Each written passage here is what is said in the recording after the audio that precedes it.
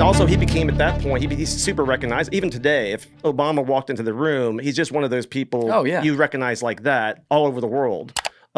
He's one of the top 3 most recognizable faces in the world. Easily. And maybe the most recognized outside of Trump. Yeah, exactly. And so, and that makes a big difference too, because it's one thing, and I've been with protectees at times where they're in the public trying to be somewhat normal, and they can kind of blend in. Yeah. If they can put a ball cap on or something, blend in. Trump and Obama are not doing that ever. Nope. Those days are over. So if you want to be president, that sometimes will happen. If you become an icon, then you're going to lose some anonymity. But that's funny. So you're called in, though. You're one of the guys called in because you're working in the Chicago field office to protect him during this run. Well, I did mostly. A lot of times when I did it, I wasn't with him on the road, but when he came to district, at that time, he came to Chicago a lot. They lived on the south side of Chicago. Yeah. And really nice neighborhood. And we took over for, we had now the house is getting 24/7 protection. So every time when he was campaigning, he'd come to Chicago. Frequently, I was doing leads for him, And most of the time he was in Chicago, he's doing normal stuff. I mean, at that time, his daughters were young. Yeah. I'm not sure what age he was in, but he may have been late 40s, maybe 50. I mean, he's probably around my age. Yeah, I think it was like mid 40s. Yeah, so they were very young. So they were...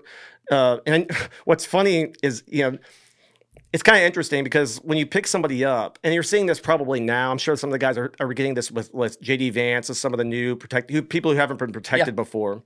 It's kind of interesting. It just says that from a human being standpoint, he comes from a academic background and things like that, and suddenly he's got his house surrounded by guys with guns, and and what's funny is I just remember one time, so we would drive him around, his kids would take his kids somewhere, but now we're driving him. And I remember he knew Chicago better than we did. I'm from fucking Texas and Kansas City. I've been in Chicago a while, but I don't know the South. I mean, he knows how to get everywhere really quickly. So I just remember. Mark, you're going in the wrong. No, here's what he said. Here's what he said. He goes, hey, you guys looking for real estate? Because we were like taking wrong turns everywhere. He goes, eventually he would just tell us where to go at times because he would tell us some place. That's not good, Mark. No, it's not great. These are off the record movements, but we got better at it. But it was just funny because he had a sense of humor about it. So that was an interesting time. And also it's when I started doing more and more protection. And what's interesting is career-wise, when he does get elected, I kind of followed him to D.C. just by accident. It just so happened to time out the way it worked. My career and his election is, I was literally on the president's detail just months after his first inauguration. Okay. I'm going to come to that in a sec. Yeah. I want to stay on what you just brought up, though, because this is, like you said, your own words. It's a very interesting human interaction when you add this layer now to someone who's never had it. But like when you go, it doesn't have to be Obama, but whatever examples you're thinking of in your head, just from like a standard perspective, when someone suddenly now has protection and day one you go in there, I would imagine it's probably classified to be able to say how many agents may go in, and it probably varies. But do you just show up and knock on the door and say, okay, sir, sit down, we're going to tell you what all the procedures are from now on? Or is there like are they involved in the process of deciding how some of this is going to go? And I haven't been involved in that, but personally, but obviously the folks from headquarters, the people when it's starting to get initiated, they're going to sit down with them and talk to the especially the supervisors, because like say a detail leader for, like say you become like a nominee. If I'm your detail leader, I'm going to come to you probably with another boss from our protective operations, and they're going to go over, hey, what to expect, the type of things that, and it takes time for people to get used to that. And I can imagine, I think about that when we picked up Vice Presidential nominee J.D. Vance and his family, because they're young and they have young children and stuff. So there's a lot of, that's a different dynamic. Oh, yeah. And it's going to be an adjustment for them, like it is for anybody. But yeah, you have to talk to them and explain to them kind of how it's going to be. And we don't dictate to them like, oh, we're doing it this way. No. It's very intrusive. Protection is very intrusive in people's lives. And you can imagine, especially if you have young children and you have some fucking weirdo following you around, some with a guy. fake arm. Yeah. So we'll get there. Yeah, I just got the fake arm. It was Daddy, why does this man have a fake arm? But it's intrusive. It's I can't imagine what it's like for them, but you have to be upfront with them about what to expect, and also because like some of not your freedom's taken away, but it's just obviously it's a bigger hassle now if you're going to go to the grocery store or something like that. So, it takes time, and really once it gets implemented, then you kind of work out how the best to do it because every family or every protectee has a different dynamic, depending on how many kids they have, family members, where they live, all those things. Do you guys like ever have to reprimand protectees because like they try to get around like what you're doing? Reprimand is a pretty strong word. Well, that's the thing is like you got to play like when you're a detail. There's usually the detail leader or somebody like or a supervisor that's doing if you're a shift agent, you're not sitting there and let's say on a large detail, you're a shift agent. You're not talking to the protectee unless spoken to. If they say good morning, you say good morning, sir, good morning, ma'am. But obviously they'll have to explain to them depending on what they want. They start. It's been my experience that they usually figure it out. They realize that we're there to help protect you. We're there to keep you all safe and your loved ones safe. There's going to be some parameters that we gotta stay within to do that best.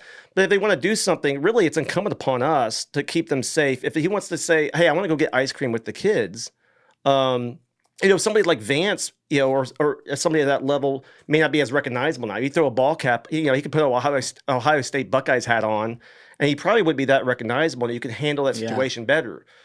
Like I said earlier, if you're somebody that's more recognizable, if Trump said that or something, then it's going to be, as a detail leader, you may have to address that, like, sir, we can do that, but you're going to have to give us an hour. You're going to give whatever the case is. Right. So you just have to explain. But these are smart people, and they figure it out. They understand. I think after time, they start understanding what goes into that, especially as maybe their privacy becomes because of their notoriety or because of their recognizability. Right. Once they realize that, they usually come around to that conclusion. It's like I remember there was a story. Maybe this is like 2003. I might be wrong about that. It was one of the years in the early 2000s when W was in office.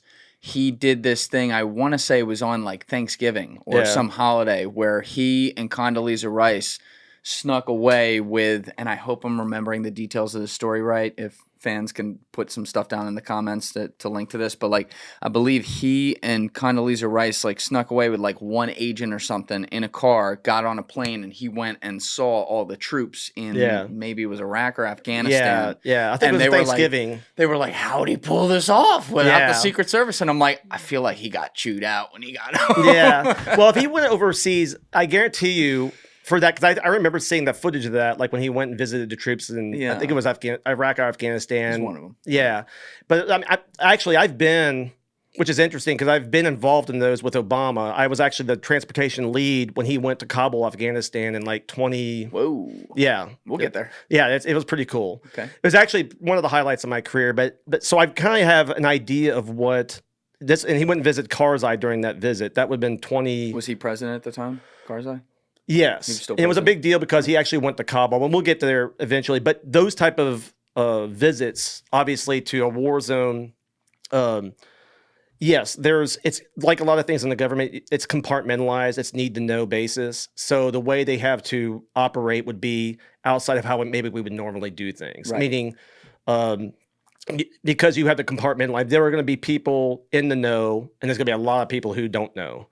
Like, for instance, my guess is there is a lot of Secret Service agents in the White House who had no idea the president was not in the White House. Right. Yeah. So 'cause that's what you have to do. That's what I'm saying. It feels like that would be one like, what the fuck? Eagle down. Yeah. But I remember seeing that. And like I said, I wasn't on the detail at the time. I think I was still in Chicago. And I remember seeing that. I'm like, even at the time, I'm like, wonder how that happens. Yeah. Yeah. Because, but it's very difficult and it's nonstop. And that's why, once again, that's why the job can be super demanding. I mean, we're taking obviously a lot of shit right now, deservedly so. But it is a very, very demanding job, and those type of things are going on all the time. Not overseas, obviously, to Afghanistan, for God's sakes, but there's always visits. There's always things going on. I mean, people aren't thinking about it, but it's going on all the time. Guys, if you're not following me on Instagram, you can get me at Julian Dorey Podcast or also on my personal page at Julian D. Dorey. Those links are in the description below. You can also follow me on X at Julian D. Dorey. That link is in the description below. And as always, please smash that subscribe button if you haven't already and hit that like button on the video. It is a huge, huge help. I appreciate all of you who have been subbing and all of you who are liking all these videos. Thank you. And yeah, and so, things happen and you're like, you think about it, or some other people, but a lot of people don't think about it. Like, how the fuck did that happen? How did they make that work? Yeah, and I think it's kind of taken for granted that, yes. he just magically appears in fucking Afghanistan. I want to say this, and I'm saying this separately from the Trump incident because it was a fucking mess, that thing. Yeah, well, I don't want to do that. But we don't see, it needs to be said, we don't see all the great jobs that happen because you don't get any news from it. The job is to get no news. And so, I know the Secret Service has had some issues in recent years with certain things, but like there's a lot of great people there like you. There's a lot of people who do the job correctly. And there are a lot of not just U.S. leaders, but world leaders who are very properly protected in risky situations, whether it be here or abroad. Correct, and no one writes a story. Nobody, the planes that land safely don't make the news. Yeah.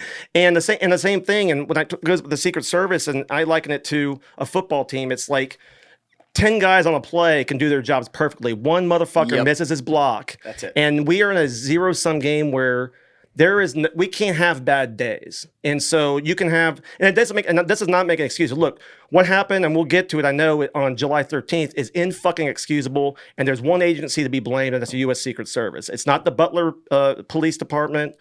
It's not anybody else. It's our responsibility solely. And we'll get into the more specifics of what I know about that. And just for your audience to know, I don't know anything more than what's been said publicly. And as we discuss this today, I'll discuss I saw that face. I'll discuss what was done publicly, what was been disclosed by our assistant director and by everybody else. And I can give my 2 cents from 23 years of doing this job. But I'll accept that answer. No, I'm telling you. I'll accept it publicly. Privately, you and I will have a discussion. But I love you have that's the kind of skepticism you have to have with your job. Yeah. But so anyway, you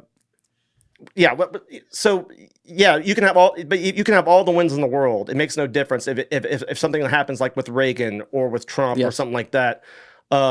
When that kind of thing happens, there's a breakdown, and what you have to do is collectively go, how the fuck did this happen, and how do we unfuck this, and how do we get back on track? How do we never let it happen again? Exactly. And like I said, I know we'll get into that more extensively. We're coming to it. We're coming up. I just want to make sure I have the full background with you because it's a compelling story. So we're going to come to the Obama Kabul thing again in a minute because I do have some questions on what the procedures are for something like that in a war zone. But you had said maybe 10 minutes ago, you followed Obama basically by accident from Chicago to D.C. And so he gets into office in 08. Are you immediately on the presidential detail? No, for 8 months or so, I was protecting, at that time, we do things a little different. I was protecting, actually, DHS Secretary Chertoff was still... Michael Chertoff was still in office for a while before he was replaced by, I think, Napolitano. So for a while, I was protecting him. It's kind of a way of breaking you in. It's a small detail. You come from the field office, you haven't done much shift work with the detail, so it's kind of a way to get you involved in that and understand the operation, because obviously he's going to the White House a lot, or he's going to, at that time, DHS was up on Nebraska Avenue, and you're just learning the procedures and stuff. And then after about 8 months of that, I went to the president's detail, and obviously Obama's in office at that time. You already knew him because you'd worked with him. Yeah, and he didn't know me. I was familiar with them, the dynamic of the family. I mean, you were around them quite a bit. I mean, the first time I was on President's Detail, I was actually taking Malia she was in middle school. I would take her to middle school. We would take her to school every day. Are you the one driving her, that kind of thing? Sometimes, but most of the time I was in the front right seat or behind. But yeah, so we had I would drive sometimes, and we had, I won't say what kind of vehicle, but it's funny because that was the first time I protected a child, somebody who wasn't an adult. Yeah, it's fascinating. And they're new to this at the time. And so it was very interesting. And they went to Sidwell Friends, like a lot of kids of people who are in those kind of positions. Yep. But they were the kids they're really good kids, and they were super polite, and just it's such a good family. But it was interesting as an adult protecting a kid. Yeah. And at school, and the school was great. The school was very accommodating to us. Yeah, they're used to it. You're trying not to be intrusive, but I also understood that it's got to be strange for these girls to have, some dude middle-aged, at that time I'm probably in my 30s, and they're like, why is this guy following me around? Do you keep someone physically in the classroom, or do you stay outside? I don't want to give the procedures of it, but we're not. We are. I'll put it this way: we're as unintrusive as you can be. Got it. Under the circumstances, because it was pretty common knowledge, obviously, that they were going to that school. I mean, you can't really hide that. Yeah. But it was just interesting from that standpoint. So you go there, you do that. I did transportation and then shift. And so I was I was with the Obamas when they were in the White House for about 5 years, a little over 5 years. Wow. Yeah. So that's gotta be they're still kids, right? Yeah. And they're really good kids, but we were all kids at one point. Yeah. We're growing up. There's the ups and downs of growing up. We do stupid shit. We, Yes. rebel. We get in trouble, stuff like that with our parents and things. And obviously, you're a parent yourself, but isn't it almost a little odd that you basically get to watch the TV show right there of someone growing up and not be involved in that aspect of it, but you may sit there and see them do something, have a bad day and do some disrespectful shit or something, and you just stand there and go, all right, eagle moving. Yeah. You're not in it, but you're right there, who? Yeah, and you really don't think about it, honestly. You're so at the school, you're so concerned with their safety, and you have obviously a whole school full of kids and stuff like that. And the staff was great, but you really don't think about it that way. The only thing that was odd for me is at that point, I'd never protected anybody that wasn't an adult. Right. And so it's a different vibe. You might put on, on the drive-in, you might put music on, pop music or something like that. So it's a little, if they wanted a certain radio station. You don't change the station, huh? No. It's classic rock today, Malia. They turn on Toby Keith. It's like Taylor Swift's off. Pipe down, bitch. I'm in charge. But so it was just interesting from that standpoint. But they are a great family, and they were good kids. So it was and at the time, my son was really young at the time, but it's you didn't really think about it. But looking back, and as I got older, I was like, now to your point, I can't imagine having somebody with me all the time. It's a huge adjustment. And I'm sure, I put myself in their shoes. That couldn't have been great. No. And that's where also, but, and then we had, and sometimes, it might be, I'm sure it was easier for them if there was a female agent as opposed to a guy agent, following them around a little bit. Because it's weird when you have some guy that looked like he played football. And it's just, and you stand out because you're walking around in the school with, and we're dressed down. We're not dressed in suits and looking like a hitman or some shit, So we're trying to do the best we can, but you can only blend in so much in a middle school. But no, they were great kids and good protectees. And but yeah, I think about that too when you think about children getting into this. It is a different dynamic for sure. How does it work that you get moved from, say, Malia's protection to Barack's protection, though? Because at some point that happens. Well, it kind of progressed. So you'll do a set. So eventually you'll do a first lady's detail. I did transportation. I did operations as well, where you do a lot of logistics. So they kind of progress you along. So you'll do shift before you get to the shift. You'll do a smaller detail. So in the Trumps, it might be one of the a daughter Ivanka or one of his sons or something like that. Of course, they're adults, so it's a different dynamic than it is with a kid. But it's just every family, every administration is different.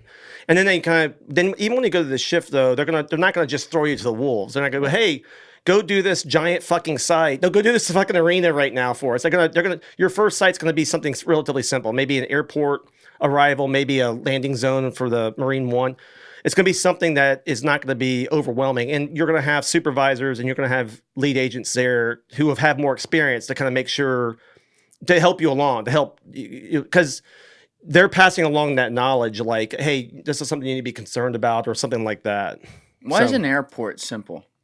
It's not, and it's kind of It's I'm thinking about snipers and stuff. It's yes. I mean, you have.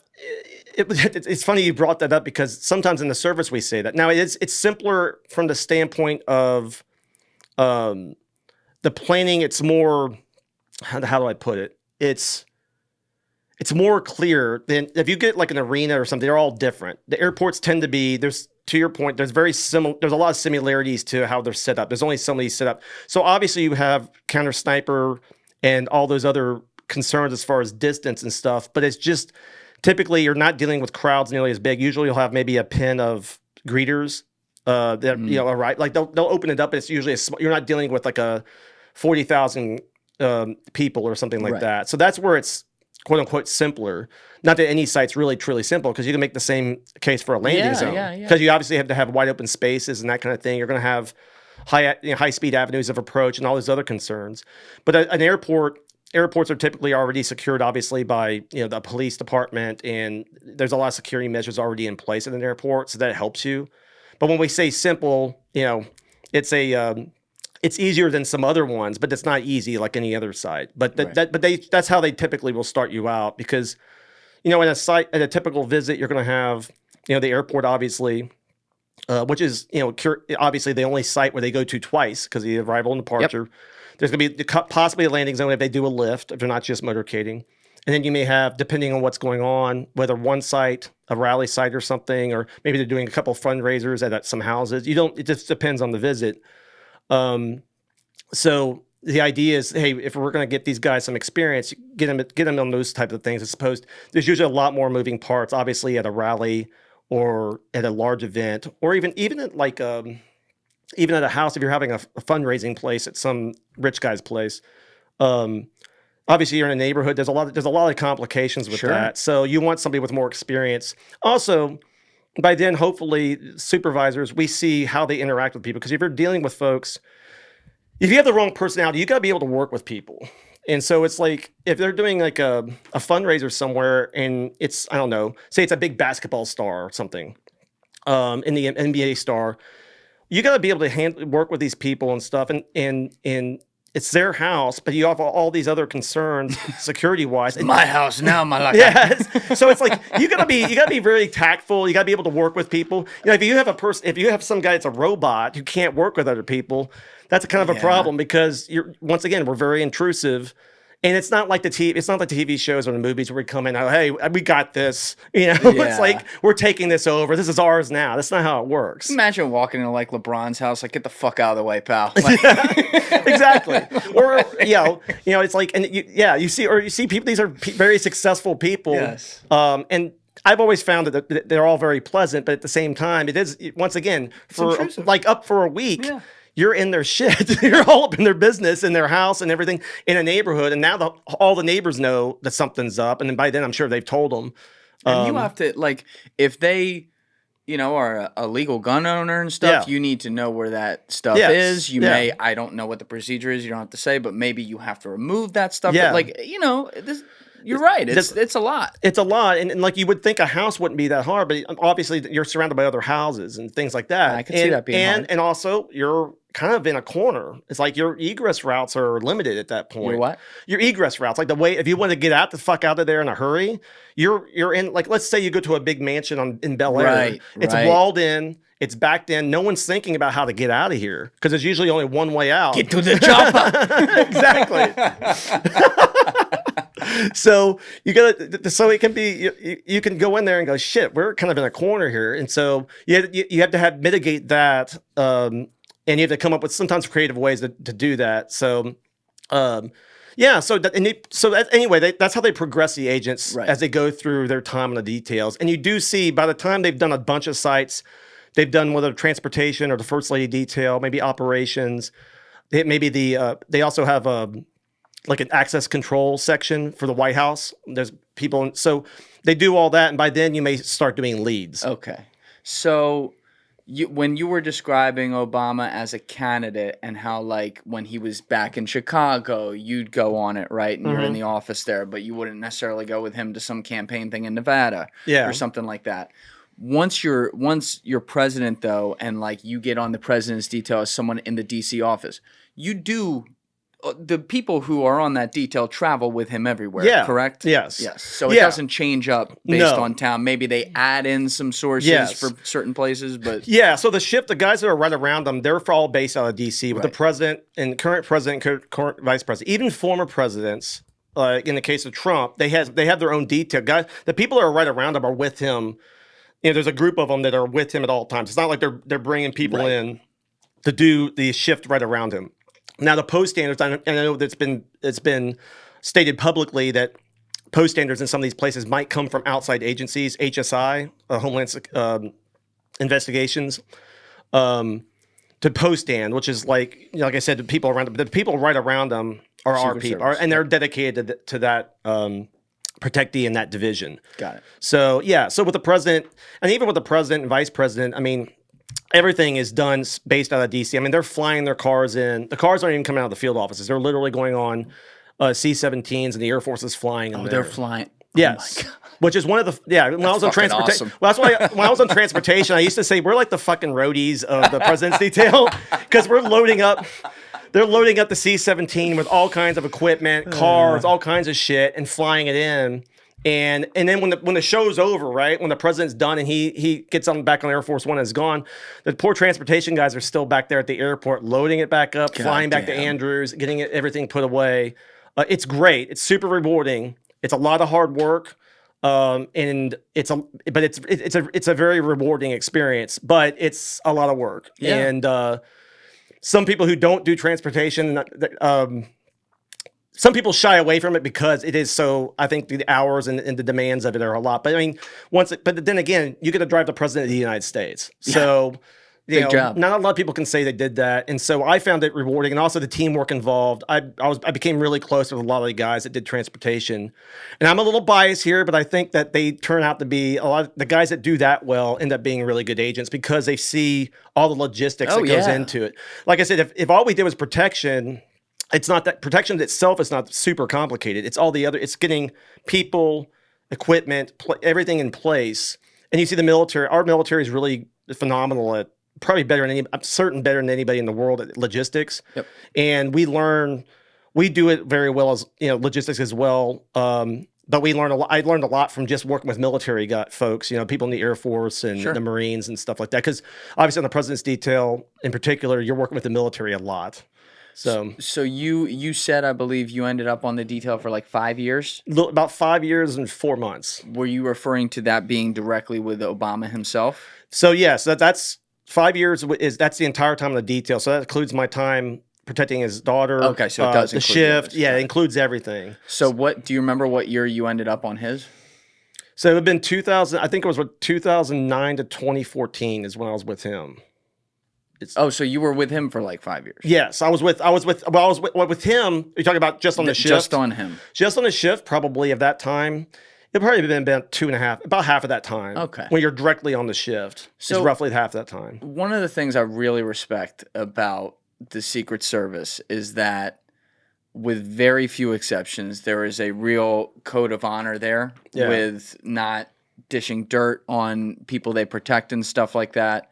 And so, you'll see, I think the worst I've ever seen is like some small leaks on like family members and stuff. But you guys are really good about not taking things out of there because, again, it's so up close and personal. You see the worst side of anyone you're protecting. Yeah. That's how it is.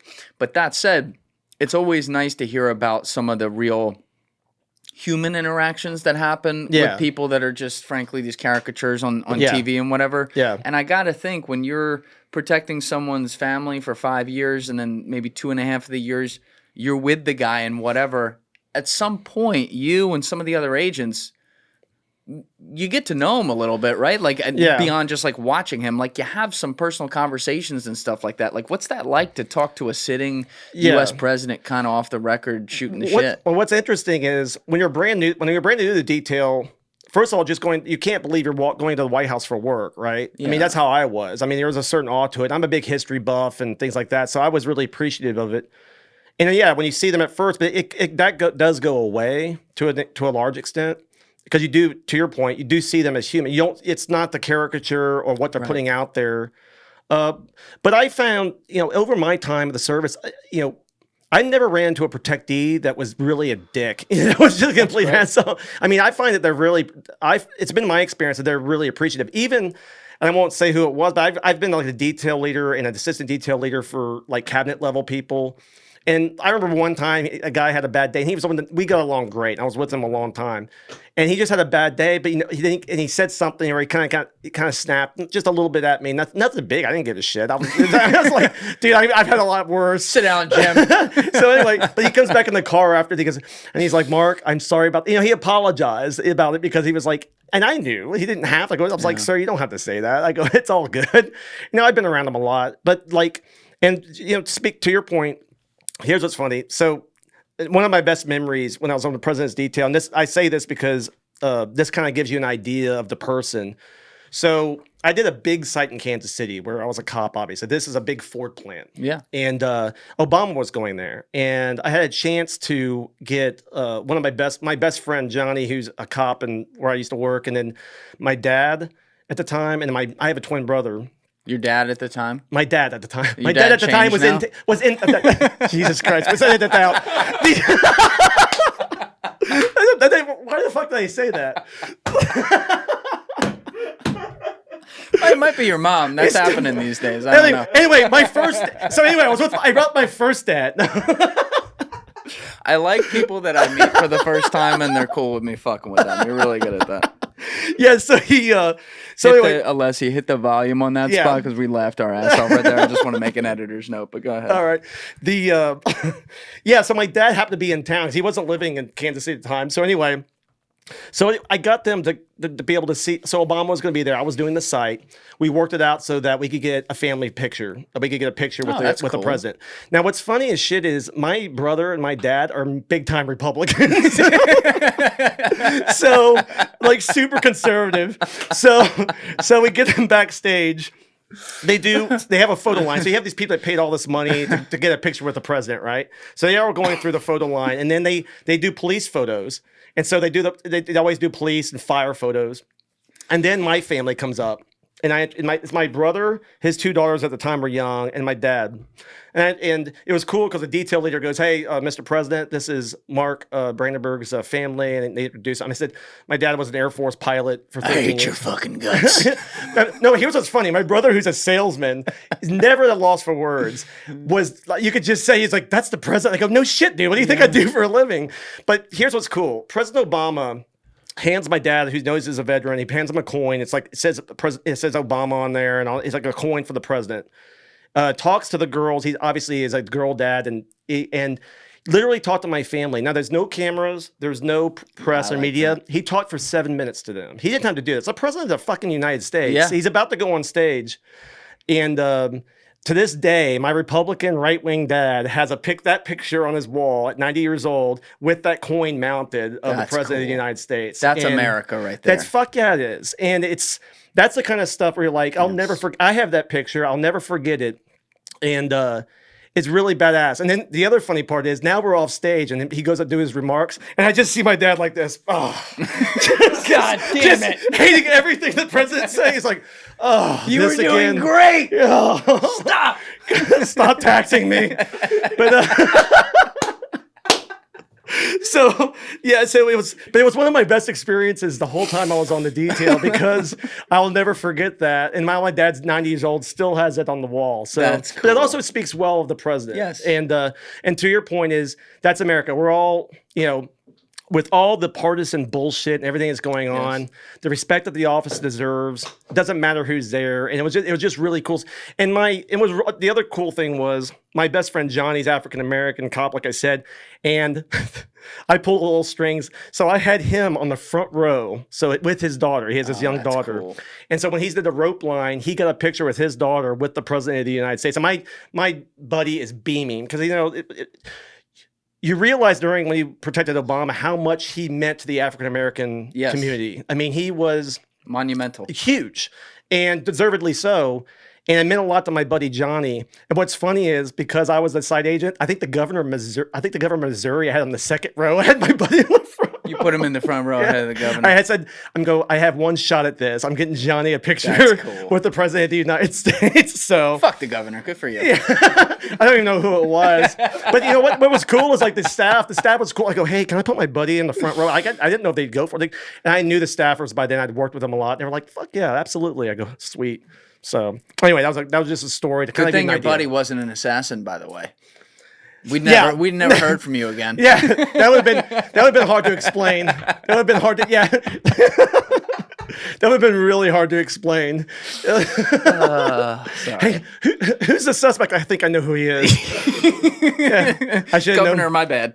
My bad. I didn't realize. I kept you out of the line of fire. Thank me later. That's funny. But so you're on that detail with the family at least for 5 years. Before we move on, I just want to go to that Kabul one, the Kabul one that we put the pin in when he was going to visit Karzai. Was this 2011, you said? Yeah, I was right. Yeah, because I came all the way. Yeah, it was around 2011. Okay, so my question is, you kind of hinted at this a little bit ago. I just want to make sure I understood. When the Secret Service, who's in charge of the situation, goes to take a president into a war zone, no less, not even just something international, but they're going into a war zone. When you get to the ground, are you getting actual security support from Navy SEALs, people in intelligence? Yeah. I don't know, anyone, FBI if they're out there for some reason. Like, how does that work? Well, in that situation where you're going to like a war zone like Afghanistan or Iraq, obviously we're a civilian police force. Basically, I mean, the U.S. Secret Service. We're not military. Or anything. That's their world. Oh, right. Yeah. So, when they go overseas in that situation, obviously we're leaning super heavy on the military. I mean, this is their turf. Yes. And in the case we were talking about, yes, you had Navy SEALs and Special Ops, Delta and those folks. Obviously, State Department. Other three-letter agencies. Like that are all involved heavily in this. And once again, it's compartmentalized big time. Even when you're not to go into the detail, but when you're on the ground, they don't, I'm sure people had suspicions of who we were, but it wasn't common knowledge. Understood. Who's on the ground. But shit's going at the time. This was the green zone in Kabul, but it was a big deal because Obama was going to actually to Karzai's palace, so that's why it was a big deal. And the Taliban's palace now. Yeah. I will refrain from comment. Yeah, we'll leave that one there. That's okay. I'm gonna stay away from politics. I swear to God, I'm going to make it through a few hours without saying anything about politics. But yeah, so it obviously was a big deal for the administration. That was a big sign. And instead of going just to Bagram, they were actually going to go right into Kabul, even though it was the green zone and stuff. And you can imagine the kind of shit was going on. But once again, it was the military. The military's driving that wagon. I mean, we're obviously heavily involved with it, and we're the main agency protecting. But we also know that we're in their playground. It's not Des Moines, Iowa. This is not a normal rally site. So. We were well taken care of, let's say. It's the only motorcade route I've had MRAPs, blocking roads and things like that. Yeah. So, but they were, once again, you're leaning heavily on those guys because, that's their place. How long is before you even get on the flight to go there without going into classified type things? How long is the preparation and how many people that aren't even going to be there are involved? And who's involved in that? How do you guys go about planning, again, to go into a fucking war zone, which is the definition of unpredictable? Yeah. I can't give you a time frame of how long we were in there. Okay. I'll put it this way. The way we traveled and the way we did things was heavily, once again, going back to the military had a huge say in that because we can't, obviously, you can't just fly in there, you can't just roll in there looking like you don't belong. You gotta look like you're in that group. So I'll put it this way, it's a fair amount of time, but it's not as much time as you would think. I don't know how I know that's super vague, but it's not as much time as you would think to do something of that magnitude. But once again, that's where OPSEC, operational security, plays a huge role, and that's why they're so big on compartmentalizing because it's really our best. They're not expecting the president, Obama, to just show up in a Kabul, right. And so they're gonna use that. All the chefs in the kitchen are putting are figuring out their angle on things and making sure that we're doing it the proper way without, compromising. And once again, that's the biggest thing is compromising in operational security. If you can maintain that, I was planning the motorcade route and stuff. I was a very small part. I found myself in rooms with, these big shots, in the military, and I'm like, what the fuck am I doing here? Yeah. You talk about imposter syndrome, but it was also, like I said, it was, when my career is over and I'm an old man and my grandkids are sick of me talking about my time in the Secret Service, they're going to hear this fucking story. Oh, yeah. So, but even if, so it's not as long as we would think. And again, there's things that are classified there. And if this next question you can answer, people are just going to have to deal with that. But like, not for this one in particularly, but in general, when you are going to take the president, let's say even just internationally, because you can pretty much say anything other than, pretty much anything. It's not on your turf, so it's going to be dangerous. Is there like a situation room? Like we see the situation room where the president's in there with his cabinet, talking to the military, making a decision on who we're going to bomb next or whatever. Yeah. But like, is there a situation room that people sit in from your agency mostly, but then from other, advising type places where you are basically sitting in there for however long it takes, 6-8 hours for some upcoming trip where you are playing imagination of every possible thing that could go wrong and trying to amalgamate that down into how we're then going to attack that? Yeah. And like I said, not to get into specifics, but once again, that's where the military comes into play a lot. As far as they'll have a skiff set up for us, so we can do top secret communications on site, and so the military helps facilitate that OPSEC for the most overseas. I'm talking overseas, obviously, because obviously in the United States we can find a place to do that sort of thing. Because when you're talking about a situation where emergency action situations. Okay, this happens. Here's how we're going to evac, or here's how we're going to do this. So they're game planning all that. And once again, some of that, the more advanced stuff is also compartmentalized. So everybody sees us right around the protectee, getting them out of there. But there's other, with the president or vice president, there's other assets and other things that are involved outside of just the people around them. There's more. I'll put it this way, especially with the president and vice president. There's way more going on than people realize. And obviously, he's the commander-in-chief. He's the current commander-in-chief. That's why the military has such a big role, the White House military office. Everybody sees the ceremonial shit. They see the Marines outside there, or they may see the Navy mess serving them food and stuff like that. That's just the tip of the iceberg. Most of it's below the surface, and there's a lot of things that they do. Because once again, he's the continuance of operations in the United States.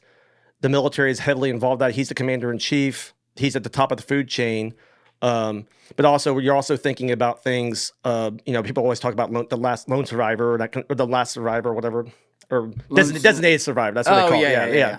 Lone survivor is Marcus Luttrell. It's designated survivor. I was getting confused for a second. It's designated survivor. People talk about that when they have like a State of the Union. Yes. Because that's what we're talking about, is the continuance of operations. And that's something that's also, because, there's, president, vice president,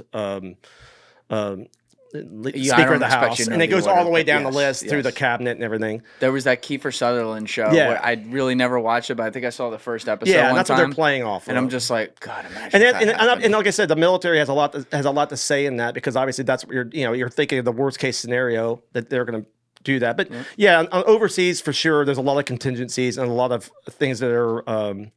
And even and that same thing domestically. Obviously, overseas is different depending on what country you're in, because there's always going to be more complications overseas.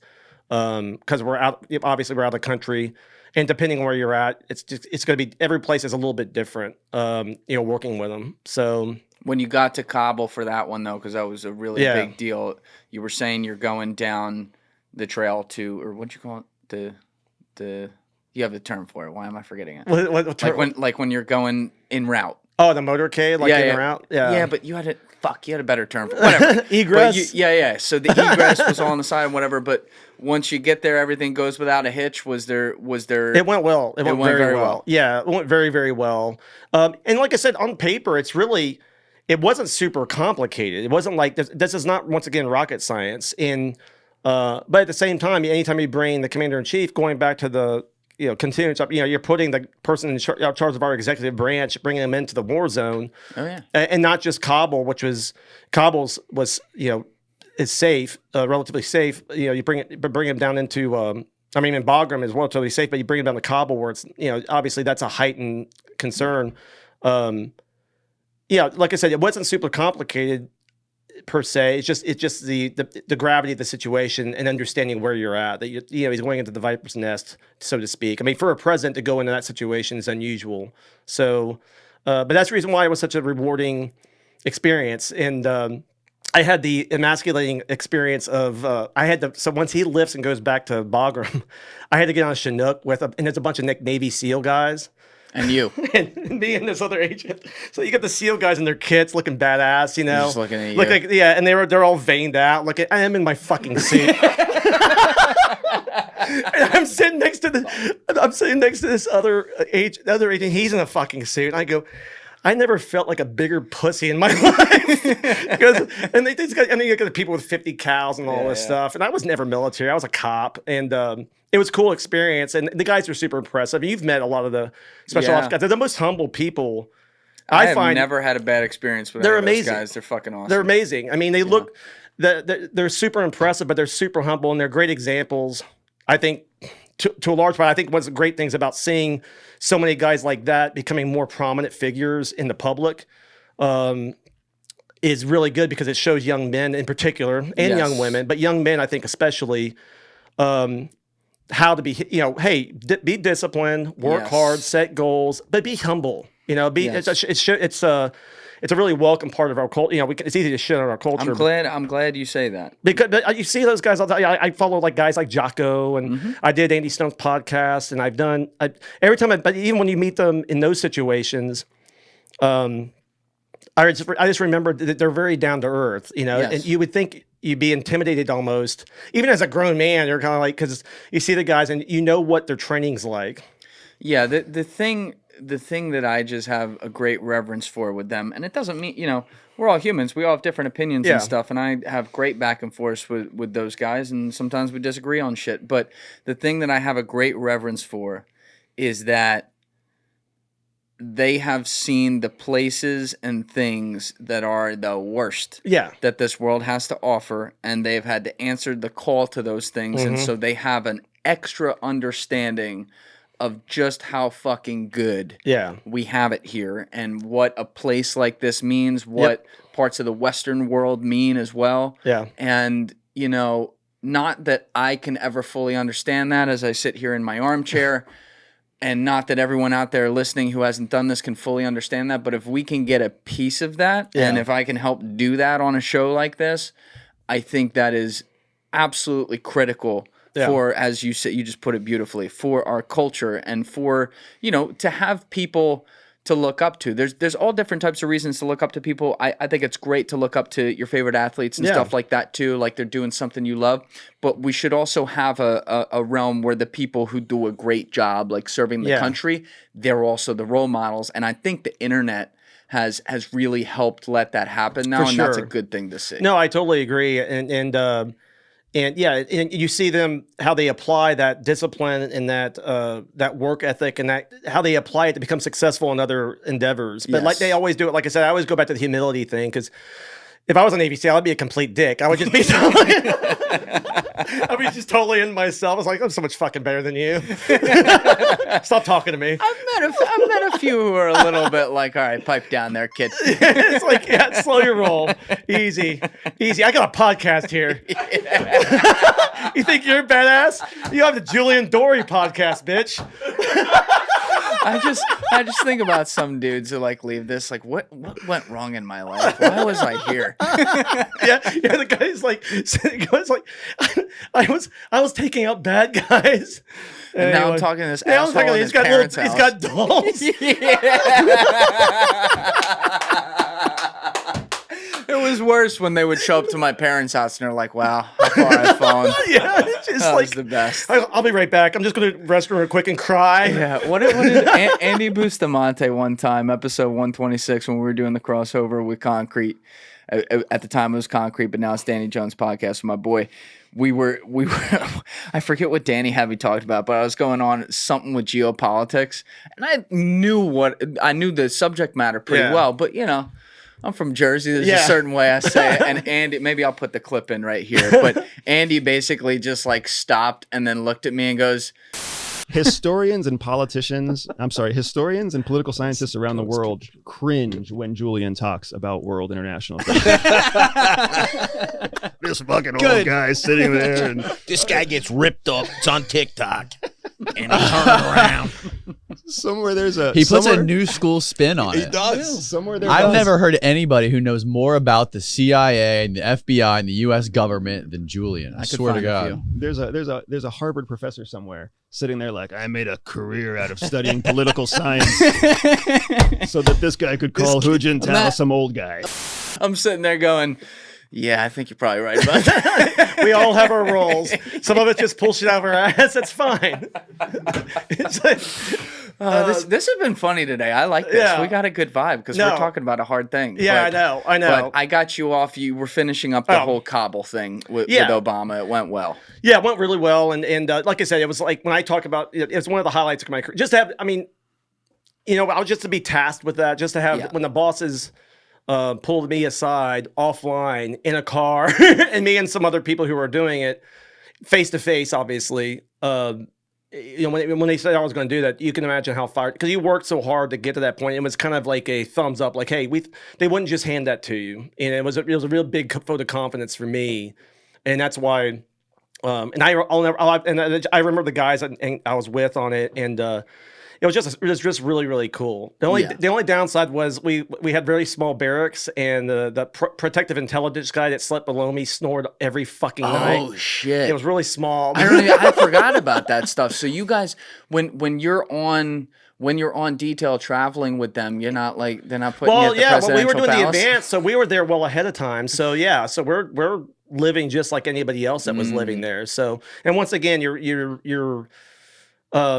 you'd be thankful for that. That's my taxpayer dollars. Yes. No, I was fine with it. I just remember, but it's just funny. It's like you remember all that shit because it was such an intense, that time period was just so intense because you're like, I can't fuck this up. They're going to give me this vote of confidence and I got to come through. And plus, I saw the other people they tapped for, and these are people I respect and admire a lot, who I still respect and admire a lot. And it's just to be, what I mean? When you get, it's like when you get a chance to when they give you that call to do that, and then you're surrounded by really talented, smart people, and they think that you're in that class, it's a giant vote of confidence. And I remember that time in my career, it helped me a lot. And I don't think I fucked it up since then. But you did well. You did a good job. So it was anyway. That's the Kabul story. But it was it was definitely the highlight of my career. So you're 5 years on Obama, and I want to come to the Trump stuff. I just want to make sure we know where you stand. So I guess you left that detail in around 2014, 2015, somewhere in there. So since 2015 to today, when I believe you're in charge of the Kansas City office. Is that right? No, I'm one of the supervisors there. Okay. All right. So between then and now, what kinds of things were you doing? So I went to, and I'm a fucking weirdo because I was in what's called OPO, Office of Protective Operations. So I went from President's Detail to Dignitary Protection Detail, where I protected Treasury Secretaries, DHS Secretaries. John Kelly was one of the people I was helped protect. Wow. Yeah. And awesome. When he was the DHS Secretary. So when Trump got elected, I literally, the inauguration night, I was me and my good friend, who's passed on since then, Colin Johnson, God rest his soul, was the detail leader. He was a Marine and a great American, and obviously he was, being a Marine, and John Kelly, who was a 4-star, head a Southern Command. They got along great, and they were just great people. The Kelly family, and he lost one of his sons in battles and overseas. So they were a great family. I was only on with him for 6 months, but it was anyway. I did that, Treasury Secretary and stuff, and then I got promoted and I went to the supervisor. I was a shift leader for Vice President Pence on the Vice Presidential Detail. Wow. Yeah, so I spent about just under 2 years as a shift leader. I was in charge of transportation, of course, and then I was a shift leader. That's kind of like the quarter. Not the guy that's right with them. What does shift leader mean? So a shift leader basically is the quarter. So the shift, the guys right around on the 4 or 5 agents around the president, you're quarterbacking them. And then you have the other supervisors who, I'm not the guy that's walking behind the protectee, but you're just helping maintain protection. And you have a shift of agents that you work, and you assign them. It's a demanding job, but it's a very rewarding job too. So basically, what you're doing is the bubble right around the protectee. You're kind of there to make sure that it stays the way it's supposed to. You're kind of keeping an eye on everything to make sure it's where it needs to be. Yeah. If somebody's out of place, or there's some issue somewhere else, because you could be working a protectee, they may go somewhere they weren't supposed to maybe initially, and so you're just making sure that protection bubble is there. I mean, that's a general idea of what we do, but there's a lot of other responsibilities that go with it. But it's a very rewarding. It was one of the more enjoyable parts, even though it was, once again, anything worth doing. Anything that's really enjoyable is hard to do sometimes. I mean, it's the most rewarding thing. And that's how this was, and we had great people. The people I worked with are still really close friends. Even people who were my subordinates, who are now, they're being promoted and they're doing well in the Secret Service, and they'll be my boss someday probably. So, but they're good friends, and so it was a really rewarding time. And also the people we had in charge of that detail at the time were just awesome people. So really great mentors, and that was a fun time. And then after that, I went back to dignitary protection. Where I've been for years until recently when I got back to the Midwest. So it sounds like pretty much since you got to the Obama stuff, you've been all protection. Detail. 16 You're not doing any investigations. I did 16 years of pure protection. Okay. And operational stuff. I didn't do any headquarters. Nothing against headquarters people, but I had no desire. The guys with their guns in the drawer. Yeah. Despot time. Yeah. So I was operational the whole time, and I enjoyed it. I mean, towards the end, I'm not gonna lie. Towards the end, there's times in this job you're gonna hit that wall at times. And it is harder. I'm 50 years old now, almost 51. It's harder now at 50 to do that kind of shit than it was at 35 or 40 even. So just because of the hours and all the travel and all that, but I loved it. But that is, I mean, 16 years at operational protection is a long time, I think, even by anybody's. They should have my brain examined. I have a feeling it's from playing football in the 80s and 90s that I must have. You are literally like one of the best guys on the face of the planet I could be talking to about this. Not just because you're still there, but because this has been your job there now, specifically at the highest level for so many years. And now, I don't know if you said this a little bit ago, but we were talking about it off camera. Like, you're called in to do all different types of protections because of your expertise and stuff. So maybe, there's a world leader coming through or something. You're called on to that one. Like you were called on to the RNC in some capacity after the whole Trump thing. Look, and I'm not. That's really nice of you. I am by no means the best Secret Service agent, not even close. I mean, there's guys I can think of off the top of my head who do way more advanced. They've done major like venues like RNC and DNC and stuff like that. I help out with stuff, but you're being humble. But I appreciate it. But I think there's no question. I put it this way: I would not trade in my experiences doing protection, and I feel like that's why I do have a really good sense of the operational side of protection, how things physically are done. If you want to be a planner and stuff like that, and I love doing a lot of the advanced work and all that stuff, but there's so many remarkable people in the Secret Service. I still, after 23 years, feel like that. Like I'll have somebody coming that's 10 years younger than me, and I'm like blown away by how impressive they are and things like that. So, which is, and we just need more of them. So, and which we'll get to as well. Well, now I think there's going to be a high demand for that for sure. For sure. In light of this, but let's get to the lead we buried here, which is why we're talking. Obviously, what just happened, and everyone's still litigating this publicly. It's being litigated a lot harder, even privately, I'm sure. But Alessi, I sent you a video on text actually of AOC during the hearing with Kim Cheadle. Can you just pull up that vid on it was a tweet? I just want to make sure we have that, because this is a good place to start, because and pause it real quick because it's already started and we got to turn the volume on. But basically AOC asked the question that we were all wondering about, which has to do with the perimeter and how this was done, because obviously the shot came from between 400 and 450 feet away, which doesn't sound like a lot to a lot of other people, but I want to go through the process there. But let's play this real quick so we have it. Thank you for watching this episode, guys. I want to give you a sneak preview of some of the great guests I have coming up. I am really, really excited about the people that have been coming in here. So a few that I just filmed that I want you to look out for. Number one, we're going to have Jorge Ventura up next. Jorge is a border reporter down at the Mexican border. He works on both sides. Some of the story of how he got into that and how he kind of fell into this journalism career is pretty wild too. And the things that he has witnessed and the context that he has are, some of it's kind of unbelievable. So you're really, really going to like that one. I also have Luisa Nicola coming on. She is a top neuroscientist who is specifically a neuroscientist in brain, how do I say this?